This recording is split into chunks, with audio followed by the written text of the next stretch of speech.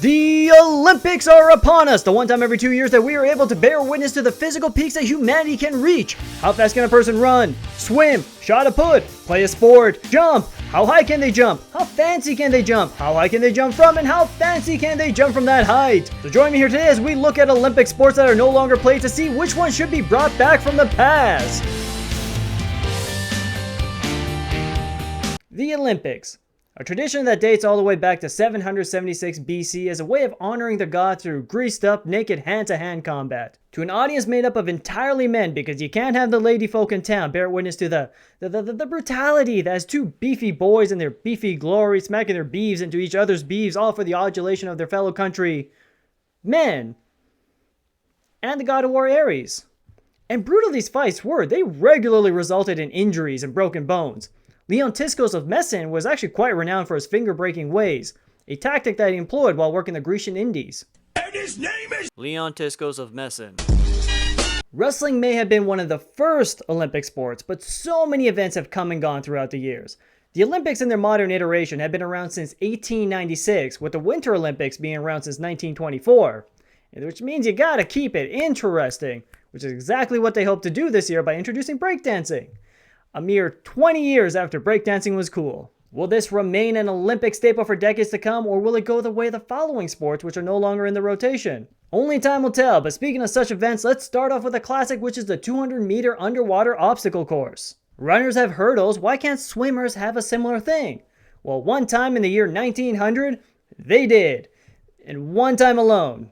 And a quick aside about the 1900 Olympic Games, this was a wild event. They threw everything at the wall at the second modern Olympiad. So many events that they did here, they never did again, including this one. This was the only Olympics to include an aquatic obstacle course. The rules of this were very simple. You swim a bit, you go over a pole, you swim some more, you go over a boat, then you swim and you go under a boat, and then you just swim to the finish line.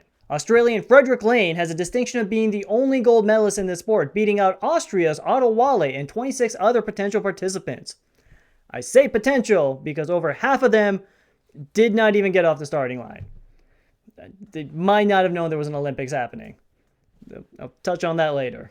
But in the meantime, just imagine what this could look like today. No more boats littering a small pond. You could have tunnels and tubes and, dare I say, pipes. Imagine a robotic Ogopogo that just swims around and you can catch it for extra points. The options are literally endless. But what isn't endless is this next entry, which is jeu de paume. Picture tennis, but without the rackets. AKA real tennis. No, actually, it's still played today and they call it real tennis. It kind of has the energy of a high schooler giving themselves their own nickname, which is something that I, Turbo, never would have done. But if they were to bring back this sport, they need to do it without rackets. Something you would think would go without saying because it's literally called game of the hand. But as soon as rackets were invented, they dropped the hand part immediately. If you were to watch this real tennis being played today, what do you think you would see? Two teams on opposite sides of a net just batting a ball back and forth, or tennis on a larger, weirder looking net? I'll save you the anguish. The answer is the second one. This was only an official event once in 1908 with J. Gold II taking home the gold. But personally, I think we as a society are finally ready to witness two groups of people slap a ball around with open palms at the Olympics once more. You know what else I think we're ready for? Motorboating.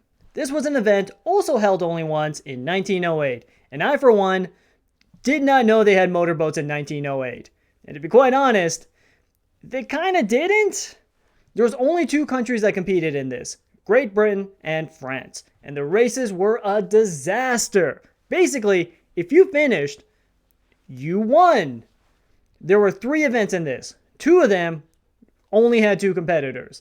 And out of these 1v1s, 1 boat ran aground, 1 boat flooded, and another one dropped out due to weather. In the following Olympics in 1912, the IOC decided that a sport with motors isn't athletic enough and got rid of it. Which, yeah, that makes sense. And it left rowing as the only boat-based sport in the Olympics. You know what wasn't the only sport in its category? The 17 cannon shooting event at the Paris 1900. We are back at the wildest Olympics with another fun fact. This Olympics happened at the same time as the World's Fair, and several people who competed at these events had no idea they were competing at the Olympics. Here we are with our first Olympic gold medalist. I'm afraid you must have caught a case of the vapor, sir, because I competed at the World's Fair. This is a combination of World's Fair and Olympics. What exactly is an Olympics? It's an ancient Greek sporting event. Fascinating. Did I also win the World's Fair? You won this gold medal. Does it come with a cash prize? Sadly, it does not. Do I at least get a corn dog? The corn dog is not invented, nor do I know what that is. All right then. So I'll just be on my way. Congratulations. Thank you. And there goes our Olympic gold medalist.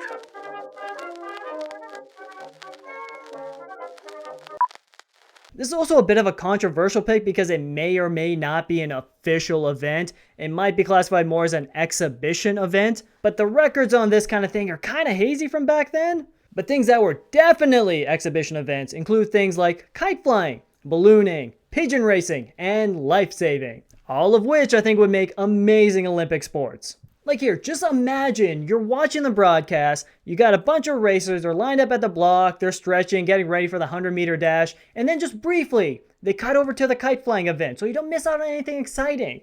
An Olympic red zone that goes back and forth between pigeon racing and firefighting, that would be the hottest streaming service that has ever been made. I would pay whatever it costs. $200 for 2 weeks? Sign me up. Give me all the exhibition sports on Olympic Red Zone. And the real ones. I guess if I'm paying $200, I want the real sports too. Even if I think they're more boring than pigeon racing. Let me decide that. Anyways, back to the cannons. This event was rigged from the beginning because gold medal went to France. Silver medal went to France. And bronze went to Sweden. Psych! It went to France because the only country that competed was France. What's the deal? Are you afraid that other countries can cannon better than you? If other countries were allowed to compete here, I think this would have been designated as an official sport. Let's see what other nations bring to the table. Who can cannon the strongest? Who can cannon with the best accuracy? Who can cannon the fastest? And 14 other things. Maybe do cannon dressage and create the most dangerous equestrian event ever conceived. But speaking of dangerous, our final entry is town planning. You see, between 1912 and 1948, there was a whole category dedicated to the arts. This was supposed to kick off in 1908, but Mount Vesuvius erupted, which resulted in a last-minute venue change. Let me tell you, you don't argue with volcanoes. The art categories then had 5 subsections. You had literature, sculpting, music, painting, and architecture. There are still artistic events that exist in the Olympics, like high dive, gymnastics, dressage, all events that are scored based off of some kind of subjective criteria. Architecture, not so much a part of the games anymore. But I would argue that this is the category that needs to be brought back the most. And I wouldn't just stop at designing the buildings either. I would make building the buildings into an official sport as well. It's no secret that the Olympics are expensive, to the point that host cities barely break even anymore. They need to spend hundreds of millions of dollars building stadiums and getting infrastructure ready for all the people who come to town for the event. But what if there was a pre-competition where all the best builders from around the world assemble their teams to build all the infrastructure? Perhaps have Olympic road work to fix up any potholes that might be in the area. Housing is an issue. Just give each team like an area of land and let them go to town. You can have different categories: condos, townhouses, detached. Think of all the problems this solves. Eventually, there's going to be a team that just rushes the electrical work and their creation just goes up in flames before the judges have a chance to judge it. And that would be awesome too! As long as no one's living in there. Maybe add Olympic home inspection to the list so we can avoid that. Add to that the prestige of hosting your games in a stadium that itself has won a gold medal. Something that happened in 1936. The last Olympics for a while. Now, I'm not great with historical events or dates, but I think for an 8-year period, everyone just decided to live in harmony. Like they didn't want to compete or, just not have any conflict whatsoever.